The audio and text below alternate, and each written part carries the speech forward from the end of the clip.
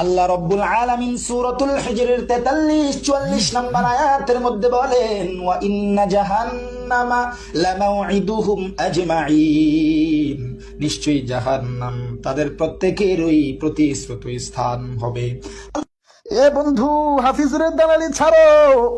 আল্লাহ তাআলা এত নাজ নেয়ামত দান করছে, এত সুন্দর কণ্ঠ দান করছে, কারো দালালি করার জন্য না, একমাত্র জন্য বলি, কারো দালালি করার দরকার নাই, কারো সুর নকল করার দরকার নাই।